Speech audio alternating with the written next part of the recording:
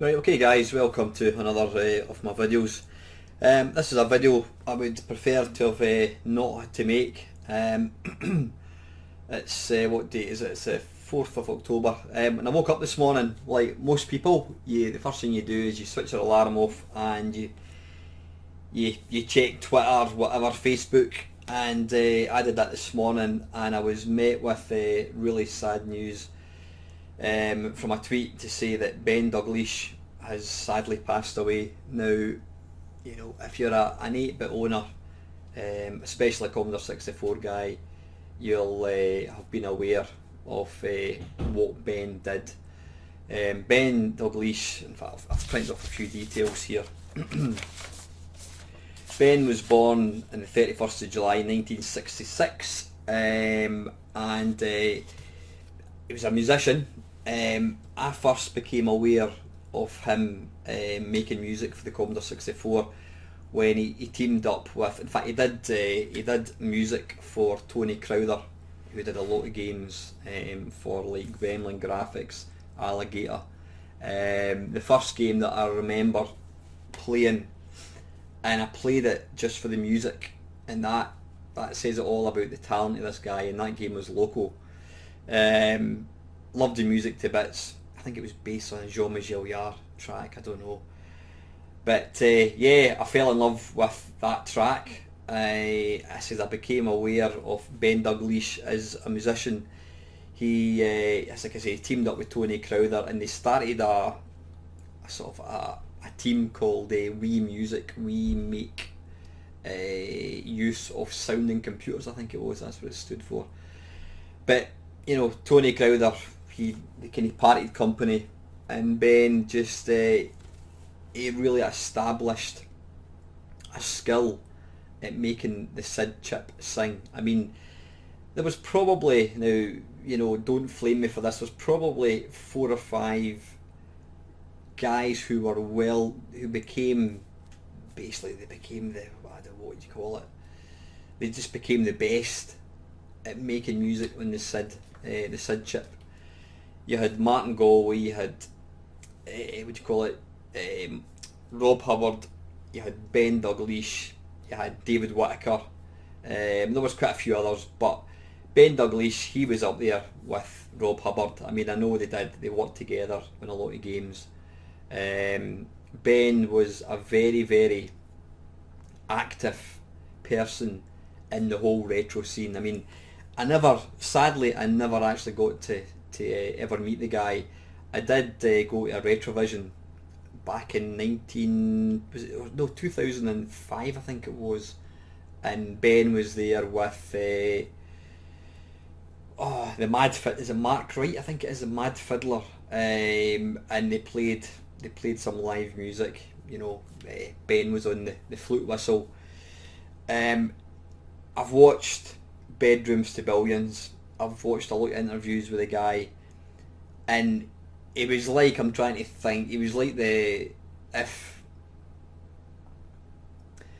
Rob Hubbard was, I don't know, Jean-Michel Jarre, Martin Galway would be Gary Newman, and I don't know, Ben would be Iggy Pop. He was a hippie. I mean, anytime you saw Ben, his hair was always bedraggled looking, you know, he was a complete hippie. But he seemed to really enjoy life, and he just, anytime, you know, you saw him getting interviewed, he was just so passionate about what he did.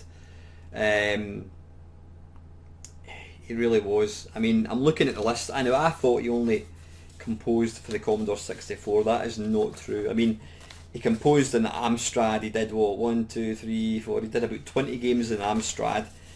He did about 80, I think it was 88 games on the Commodore 64. I mean, big titles: 720, The Last Ninja, Auf Wiedersehen Monty, Avenger, Biggles, Blasteroids, you know, Bobby Baron, Bomo, Cobra, Death Wish 3. I mean, the list goes on and on and on and on.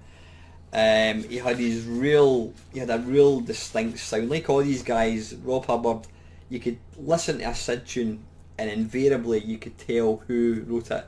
because they all had their own sort of instruments that they used, and he also did a lot of stuff in the Spectrum as well. I mean, Auf Wiedersehen, Monty again, Blasteroids, the Flintstones, Crackout, Jack the Ripper 2, Pac-Mania, Technocop, Trap, Thing Bounces Back.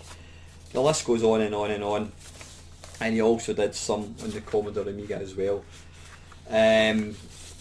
Yeah, he was an absolute inspiration to other people, you know. He was able to make the SID tune sing. Not the SID tune, he was able to make the Commodore 64 sing. I watched an interview with him, and he basically described the SID chip as an instrument, a legitimate instrument.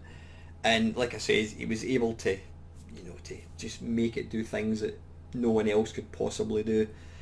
Right, I'm going to stop kind of prattling now.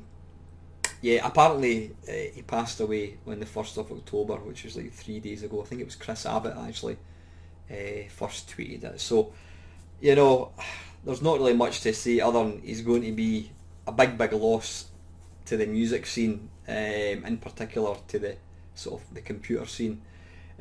He was very, like I said, he was very active.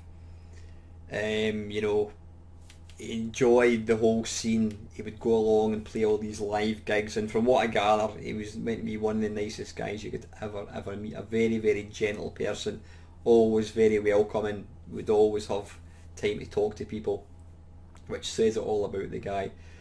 So lastly, guys, I'm just going to play I'm going to play them in their entirety. It's 3 SID tunes which I love. They may not be the best ones, but I'm just going to let you listen. I'm going to put some pictures of Ben up and just let you enjoy what he did. He's got tons and tons more, so please enjoy his music. That's what Ben would have wanted. And really, lastly, guys, I just want to, you know, give my condolences to Ben's family. You know, it's obviously a very tough time, but one thing for certain, Ben will not be forgotten. I mean, his memory will live on forever with his music. So anyway, guys, enjoy his music, and thanks for watching.